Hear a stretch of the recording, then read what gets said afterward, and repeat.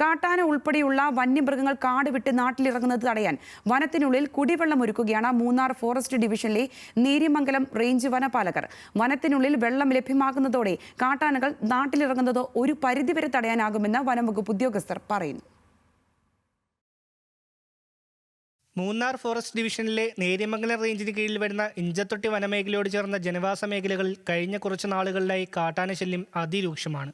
അടിയന്തര കർമ്മ പരിപാടിയുടെ ഭാഗമായാണ് വനംവകുപ്പിന്റെ നടപടി. വനത്തിനുള്ളിൽ തന്നെ കാട്ടാനകൾക്ക് വെള്ളമൊരുക്കി പരീക്ഷണം തുടരുകയാണ്. പരീക്ഷണം ഒരു പരിധിവരെ ഫലപ്രാപ്തിയിൽ എത്തുന്നുവെന്നും ഉദ്യോഗസ്ഥർ പറയുന്നു. വേനൽ കനത്തതോടെ ഇഞ്ചത്തൊട്ടി വനമേഖലയിലും ജലസ്രോതസ്സുകൾ വറ്റിവരണ്ടു. ഇതോടെയാണ് കാട്ടാനകളടക്കം വന്യമൃഗങ്ങൾ കുടിവെള്ളം തേടി ജനവാസ മേഖലയിൽ എത്തുന്നത്. പെരിയാറിലേക്ക് എത്തിയാൽ മാത്രമേ മൃഗങ്ങൾക്ക് വെള്ളം കിട്ടുന്ന സ്ഥിതിയുള്ളൂ. എന്നാൽ ജനവാസ മേഖല കടന്നു വേണം മൃഗങ്ങൾക്ക് പെരിയാറിലെത്താൻ. മനുഷ്യ വന്യജീവി സംഘർഷം കുറയ്ക്കാൻ പ്രദേശത്ത് വൈദ്യുതി ഫെൻസിംഗ് തീർക്കുക കൂടി ചെയ്തതോടെ മൃഗങ്ങൾക്ക് വെള്ളം ലഭിക്കാതെ. ഇതോടെയാണ് ഇഞ്ചത്തൊട്ടി ഫോറസ്റ്റ് സ്റ്റേഷനിലെ വനപാലകർ ചേർന്ന് വനത്തിനുള്ളിൽ തന്നെ മൃഗങ്ങൾക്ക് കുടിവെള്ളം ഒരുക്കി നൽകാൻ തീരുമാനിച്ചത്.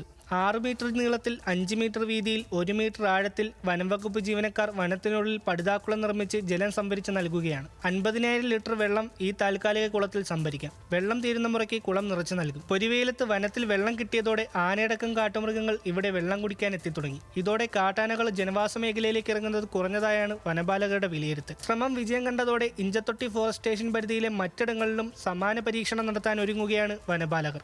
ന്യൂസ് മലയാളം, ഇടുക്കി.